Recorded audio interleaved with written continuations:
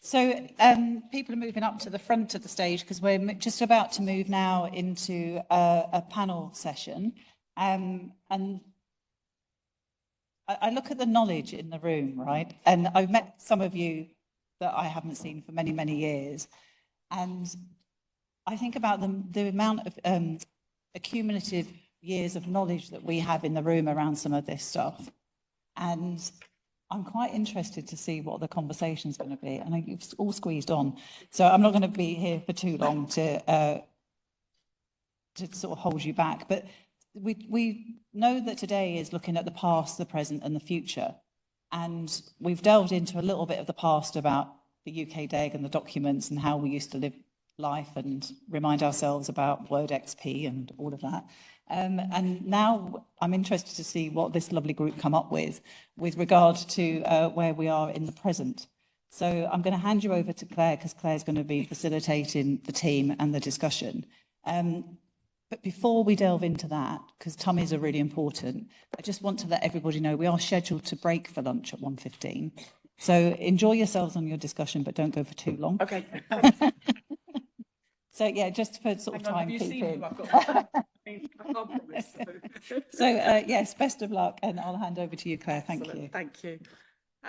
Thanks, everybody. I'm back. But I'm not going to talk very much today or for this session. So the idea really is, where are we now? And what we talked about when we prepared for this was the idea that, we looked at the past and we're going to look at the future later on, crystal balls and out and all that sort of stuff. But at the moment, what we were trying to work out was, what are the burning things that are affecting document production and other issues around that kind of thing.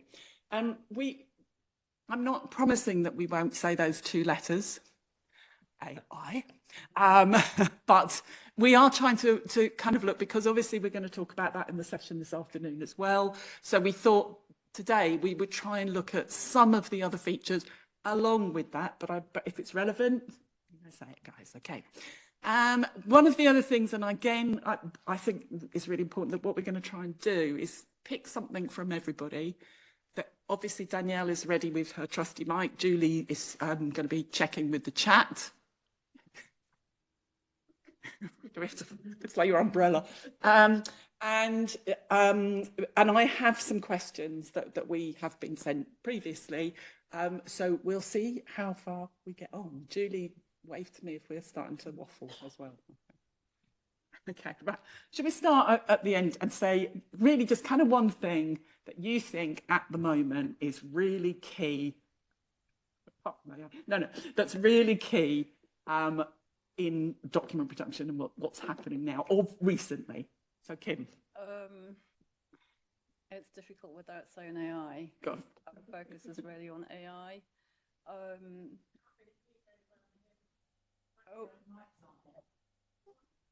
Can you hear me now? Hello? Could you hear me?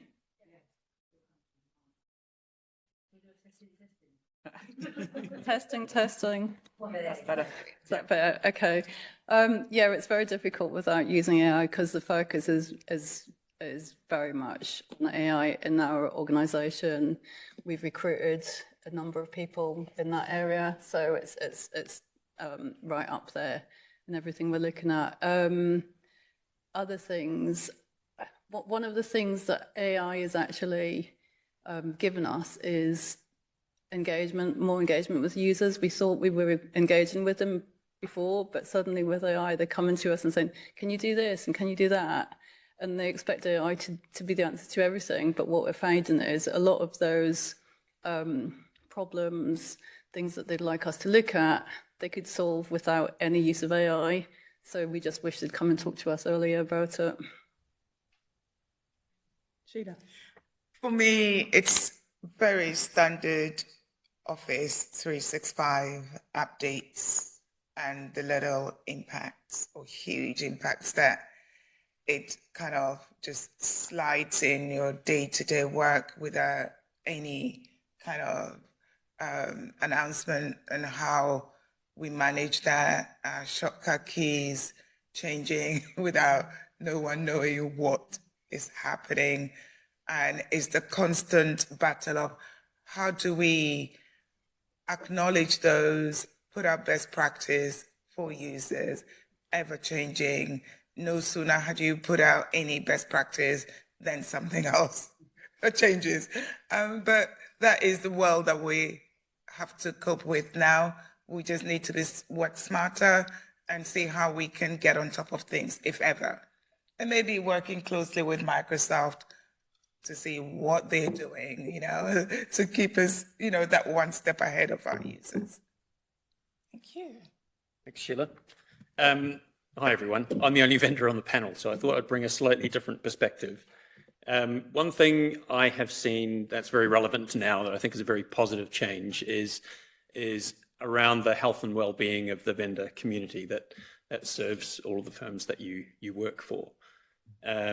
We saw a pattern a few years ago of a whole lot of private equity money turn up in this industry, and a vast amount of consolidation that then took place. And as someone who's worked for various vendors over the past 20 or so years in this industry, it is always very healthy to have competition in the market. It drives innovation. It drives technological advancement in so many different areas. And I think we started to head into a bit of an unhealthy zone a few years ago, where a lot of that started to disappear as choices were removed. Now, what I'm seeing is really encouraging is an influx of new capabilities from both existing vendors and new vendors entering the market that are restoring choice and providing other options to firms. And I think that's a really positive step forward for the industry as a whole. Karren. Yeah. So, like Sheila, Office 365 is a big one, but in a different way for me particularly, and that's around versioning. So we seem to have lots of different versions of Office floating around all over the place. As different things happen, updates will come out, and although we're in these lovely rings that's supposed to keep us all in a nice, neat little bundle of the versions that we're on, when service desks go to fix something, and they'll go, oh yeah, we'll just quickly, we'll repair Office, and then all of a sudden they're on a completely different version to everybody else. So for us, it's tackling that, because obviously with each version, there's a change. There'll be a little button there that's different to where it was before, or a different feature that's come in. And not all of the applications have been tested against that new version. So all of a sudden something won't work anymore, and you're like, well, what happened? And then you find, oh yeah, somebody from the service desk, just a little update over there. And now things aren't working properly. So that's one of the areas that we're trying to tackle. The other is Power Automate. So I don't know anybody else who's let Power Automate out in the wild, but we have a very IT literate few partners who decided that Power Automate was their way forward. So they've got all these lovely little tasks running using Power Automate that IT knew nothing about. And then all of a sudden we're like, well, hang on. If you leave, there's lots of stuff that all of a sudden breaks for your teams. So it's now about putting governance in around that and trying to wield it back in after it's been let loose. Thankfully, we don't have that many partners that are so IT literate that actually they can do a lot more than most in the IT department, which is a bit scary. But having those people there, it gives us a benchmark to work from. So we know what the capabilities are. We know not just from an IT perspective, as in what it's capable of, but actually what our lawyers want it to do. Because if they're already trying, then actually we should try and harness some of that to move things forward in a more progressive way. Can I just ask, how does that affect other lawyers who aren't doing it? So, well, or secretaries? Well, yeah. So the teams, it's quite funny actually, because there are, with that particular partner that's done a lot of these kind of tasks, you can see other teams looking at how that team are working, go, how are they doing that? Like, what are they doing? And all of a sudden people are talking more, which is great. And they're talking about IT, which generally doesn't tend to happen unless it's all going wrong. So actually when people are actually being adventurous and they're innovating themselves, then actually that word spreads, which is great, but also really scary from our perspective within the IT department, because they know more than us. Right. And that's a really bad place to be. Exactly. We do need that governance, but at least there's a buzz, there's an excitement about what can be achieved by IT, rather than the negative of, oh, it doesn't work, it's broken, it's rubbish. Actually, they're seeing those positives.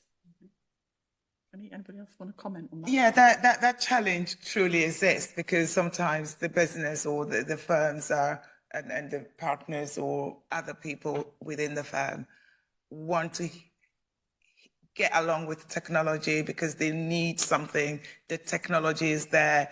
IT is not ready yet. There are processes that we have to go through to get things there, and they need it now.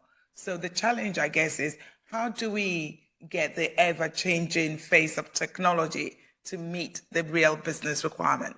It's a real challenge out there. So they will go off and do their own thing. IT wouldn't know about it, yet they may be expected to support it. And that challenge has been around for a long time, and it's getting worse. This technology is moving on so fast. What can IT do to be on top of the game is the big question. It is a real It really concern. is. I mean, I arranged Power Automate and Power BI training for Service Desk, Second Line, the apps team, in a bid to try and be ahead of it. And what happened? And this is how this started, by me setting up this training for our teams. The partner decided to join the training, picked it up quicker, and then ran with it. That's how this started. And I was like, if only I hadn't organised that training, then we wouldn't be in this position. But he picked it up so quickly and ran with it that our teams didn't have a chance to catch up. So it's a really tricky place to be. Is that partly because the team, and no criticism implied, obviously, but kind of don't know what they would want to do with it? Yeah. So the lawyer's going ahead and doing something that's really useful for them, and everybody else in the team is sitting there going, well, why would you do that in the first place? Yeah, exactly. They know what they want. They know what they want to try and automate and make faster. The question is, though, if they know what they want, are they not feeding it through the right channels? Why is IT not recognizing or not understanding the requirement and the urgency and the need for that technology? There's always a gap that, okay, I need to do this, I need it now. Now, well, that doesn't sit with IT, because IT needs to make sure everything within that infrastructure is sound, but the business can't wait for that. So what happens? They go ahead and do it anyway. Exactly. Because they can, and we end up picking up the pieces. Exactly. And I think there's a big drop, because a lot of things are now online, they're SaaS. So actually teams can go out, and they've always done it. So they've always, back in like 20, even before, teams would go out and buy a piece of software, and then it was up to the IT department to figure it out. Go figure out how this will work for me. You need to build it. You need to set it all up. It's all there. Now they don't even need us, because they just go, oh, actually it's SaaS. I'll just go and buy it. Don't even need to tell you. And then all of a sudden we go to do security checks, and we're like, well, hang on, what's this? What's going on over here? And so it's being able to keep on top of that and making sure you've got those lines of communication that are always open, so that you do get that information. Striking that balance is a challenge. IT staff can only know so much in such a short time, and resourcing to make sure you've got enough people on board to deal with those things can be challenging. It's a real mixed bag, isn't it? It is. I've got a suggestion. The capabilities matrix. Definitely. Shall we move on? So another question that was asked was about document management, cloud or on-prem? And I think that could apply to other applications as well, that people are, trying to make the decision as to whether you keep the stuff, where you keep the stuff. So, Kim, what do you think? I think it's more about what our clients want. There's lots of things we would like to move to the cloud, but there are clients that say we don't want to work with any products that are on the cloud. So I think eventually everything will be on the cloud, but we can only go at the pace that some of our clients want. And there's lots of areas that need to be taken into consideration. it's an area I'm no expert at. There's info security, so where's the cloud storage, which countries are in, where's it backed up, how can we get our data back? Yeah. There's just, as well as the potential risks of it, although I suspect that the risks of cloud are probably similar to the risks of on-prem as well, but we just might not be quite as aware of that as we think we are. Sheila. Very true, and I concur with that. Regional challenges around the world where you store documents, clients' concerns about their data being exposed. It's very challenging. Online, in cloud is the way forward, definitely. All the applications are looking forward. Microsoft is driving that online presence, and we will just have to toe that. Our clients might be a bit slow in recognizing that, and we need to work very closely with them to assure them of what precautions we are taking. Are we going to mitigate the potential risks and make them comfortable and bring them along that journey? It is very challenging. It's very difficult. You might want to do cloud, but the clients might just hold you back a little bit. So most firms would do a hybrid kind of stuff depending on the client that they are working for. But it will get to a point where we'll just be swept away with whatever the majority goes. Yeah. Cloud is the way, and we need to work and be prepared for that. I think we're in a very fortunate position. We must have really nice clients because we are cloud first. We have been cloud first before I started with the firm, so it must be coming up to 5-6 years. We have one physical server, that's it, and that's not anything to do with document management. So I think we're in a very good position in that regard. We have one system, which is our old practice management system. That's the only one that's holding us back. And that we're in that transition phase now where we're getting rid of that and we are moving to cloud. So yeah, we see it too. All of the solutions we provide integrate with document management systems. So any change in what firms are using for DMS, we see pretty quickly because they get in touch with us to say, oh, we're going to need you to integrate with this other thing. So just the appetite for both moving to cloud and moving away from the big DMS vendors that you all expect to see and most of you are using is definitely growing. And we're seeing firms signing up for SharePoint-based DMSs, whether it's just native Microsoft functionality or whether they're putting a layer of something else from a vendor on top. That is definitely on the increase. So we've got active projects running currently where we're writing integrations with some of these new document management capabilities. So there is an uptick in that. I feel like that's gone full circle. I feel like deja vu with the whole about SharePoint 3 thing. times, I think. Yeah. But there are firms that are definitely making it work now in a way that hasn't been possible previously. There is that difference, for example, if we take Office, the desktop experience is very different to the online experience. And for legal, most of the rich functionality is not kind of ready yet. But as soon as that becomes available, it's just going to drive and move fast forward. I'm happy to see that most vendors are working towards shifting the applications to work in the cloud, and I'm very much looking forward to see the future landscape of documents, of Word and the integrated applications. Looking interesting there. No questions on the chat. Are there any questions in the room before because I've got hundreds more. Oh, go on then. Oh, hang on. I'm running now. She's off. It's so interesting.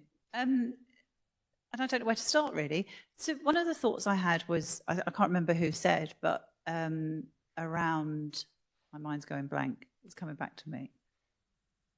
Where you're having success with people using the cloud is one thing. So I'm hearing pockets of success in places and areas which we could each learn from.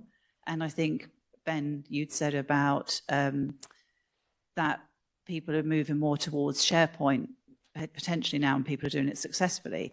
How, as a group, can we learn from that? How do we kind of, if people are sort of going through and breaking barriers and doing new ways of doing stuff? Because I know within law firms, we're quite protective of ourselves and we don't really want to sort of get involved with what other people are doing. Or traditionally, you wait till one or two of the big ones have gone first and then you might follow. But it's like, how do we as a community like learn from each other? That's the question. Well, on the SharePoint point, don't wait for a few of the big firms to go. There's a lot that can be learned from the firms that are doing it now who might be a little smaller. I was talking to one of them yesterday, and they were, be careful what I say, but they were talking about the migration process. They're moving from iManage to a particular SharePoint solution. And there are some things you've really got to consider about how many documents you can migrate per day and what happens to certain types of documents in iManage that need special handling to get them across. So look, hey, this is a great forum. I recommend you seek out some of those firms and invite them to come and share their thoughts, because they're learning a lot very quickly. Yeah, I was going to say events like this are a great start. I'm looking forward to learning a lot from what Darshna says about Copilot later on. Anybody else want to comment on that? I guess there is the back end stuff, which is more the SharePoint, how things are put together. And then there's the front end for the normal user. What difference, how would they know that it's from SharePoint? Do they care about that? Or it just works for them, everything works beautifully for them, and they are able to be more productive in doing their day-to-day tasks. So there are two elements. Like say it's the back-end stuff, where is that technology, where the technology sits, and then the impact on the user. And yes, it'll be great to hear from both ends of the spectrum, what it means to go on SharePoint and how that impacts it. And with certain okay, so iManage in particular has been market dominant for a long time, and with fantastic functionality and great user interface. So when I started to hear about more firms wanting to move away from that to SharePoint, and knowing what I know about the use of SharePoint, using it myself, I just had this big gap in my mind about how are those users going to bridge the gap to having all that rich functionality and then going to something that doesn't. But again, the firms that I'm engaged with currently that are doing this are reporting positive results. Yes, there are some things they miss about moving from iManage, of course there are, but there are also great benefits that their users are really enjoying. Search capability, I'm hearing really good things about. Being able to take better advantages from the native Microsoft functionality, co-authoring and so on. They're really appreciative of. So yeah, it is definitely possible. It is possible, and it's a moving, landscape. It was very interesting what's going on. iManage now does co-authoring. SharePoint is doing co-authoring. The challenge for us is what do we do? How do we figure out the right technology to use? And I guess it depends on the firm and what they want and what they're doing. But yes, the difference is very clear. And the shift is quite shocking that, people are moving full circle back to SharePoint that nobody really wanted to know about. And then everyone just wants SharePoint now. Microsoft is doing a good job. Yeah, they are. Doing a good job. Yeah. They are. I think we've all seen SharePoint projects that have failed in the past. Yeah. Oh, yes. Going back 15 years, first firm that tried to use it as a document management system, and there have been several other attempts in the meantime, all of which, as far as I'm aware, have failed. But I'm seeing something very different now. Yeah. So I'm going to... Success stories. One or two successes. Okay. We do have a question that's been sent on the chat. Yep. This is from Angela Crossland. Oh, it's not from Angela, sorry. What AI integration are you seeing requested or implemented?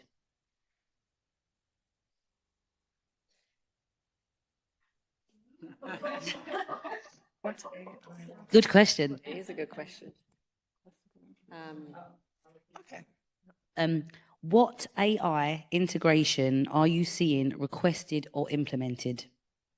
Okay, so in my firm, we've got, and we were one of the first companies to spearhead AI. So we had something called Harvey. It's mainly used by the legal community in when they're negotiating or building, contacts with clients and generating documents and all of that. So we are using that. It's being managed carefully.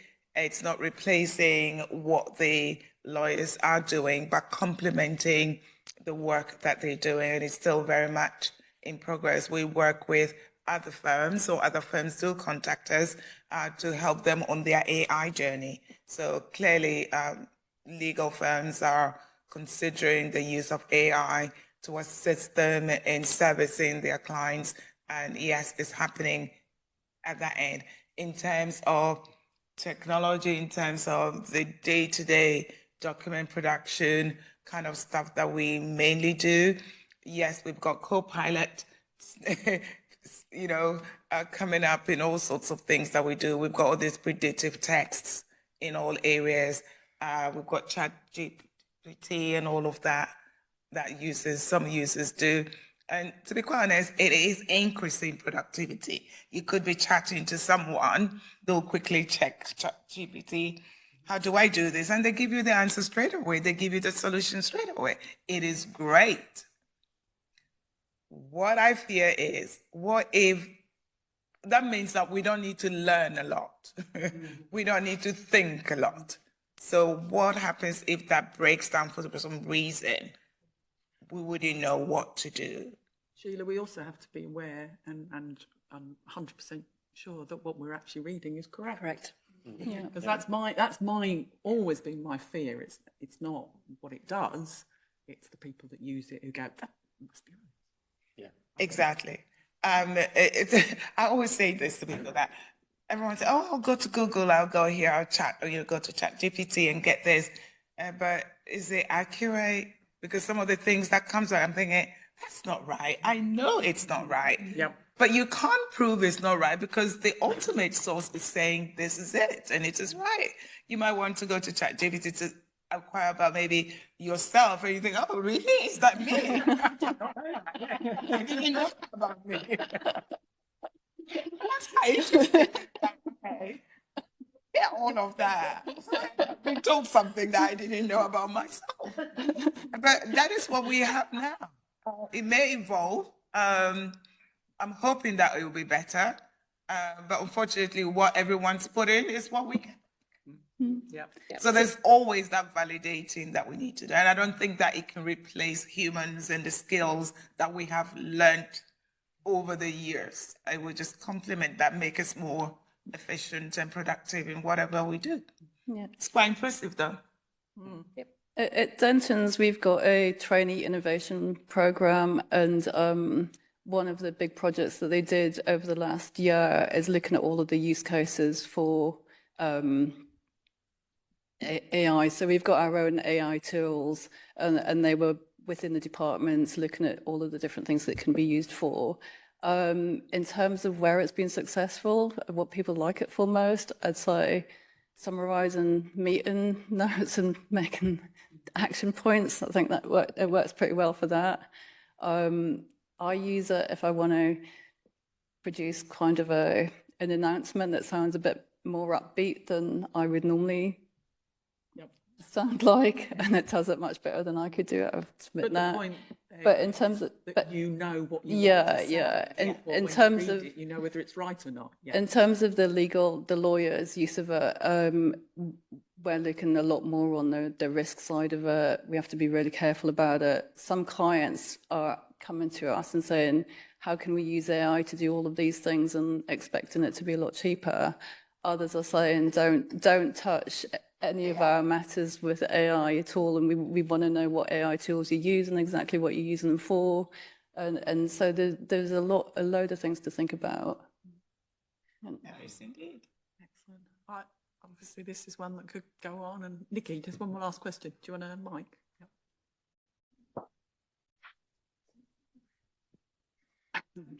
Thank you. One of the things that I noticed you're not talking about is co-authoring. And the reason being is with iManage, co-authoring is very difficult. But with iManage now coming in with co-authoring, people going to SharePoint, co-authoring is going to become a lot more required. But there's a lot of little niggles in co-authoring, which are, if you were using it, you would all be talking about. So, you know, that's where... We are using it. Yeah, can I just say, don't laugh. That was actually going to be my next question, but we're running out of time. So it was actually altering, because I think you're right, and I think it's something that we've collaborating, something we've been talking about for a very long time. Co-authoring being part of that, you know. So that next session, we'll do another one.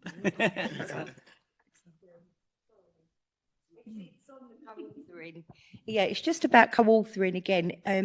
I love all the online collaboration. I love the fact that we can all look at the same things at the same time in real time. But what worries me is it is in that 365 environment, which is, again, not locked down. It is open.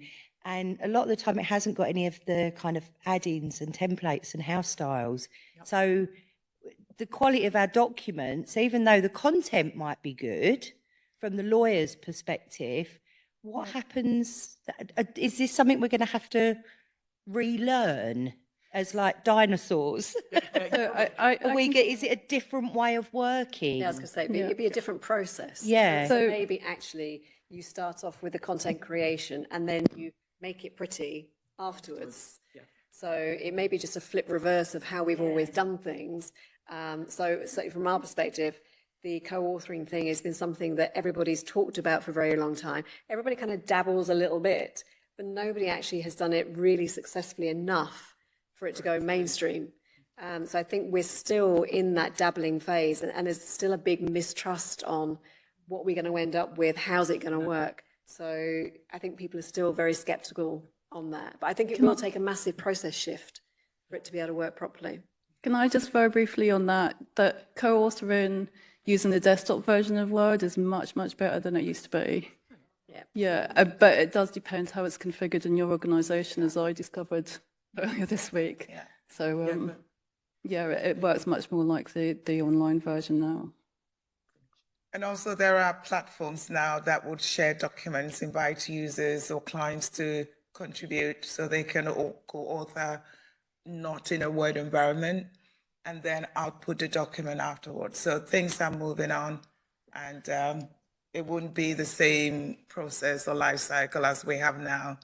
As we advance in things and products become more developed, we would have different workflows to support that. Yeah, I think what Karren said is really important, actually, and not just for co-authoring, but for generative AI content. The focus on content and then make it pretty later. Yeah, that is a really important workflow that's going to need to evolve and develop over the next little while. Is wherever the content came from, how do you get that into your correct template, complying with your house style? That is a missing piece currently that needs to be solved. What I would be interested... We are going to have to wrap up. But what I'm going to say... Oh, no, wait. There's plenty of time when we get outside. But one of the key things about the Document Excellence Day is it gives us ideas for follow-up sessions. And I can see that this is going to be a really big one. So don't worry, we will cover it, because we won't do it justice in the next 5 minutes anyway, will we? So Claire, we will be doing something. Excellent. Yeah. But I think you're right. And I think when we talk about all of these issues and topics and things, you know, we could all sit here and talk about them for hours, definitely. But when it's something that is that important, it is probably better to say, let's actually do it as a session. Let's get people involved and you know, talk to people who've been doing it and take it from there. So really important. So thank you, Claire and Nikki, for bringing up. And like I said, we had time. That was on my list. So excellent. Thank you so much, guys. That was great, and I hope you all enjoyed it. But yes, nab them at lunch if you want to follow up with anything. So.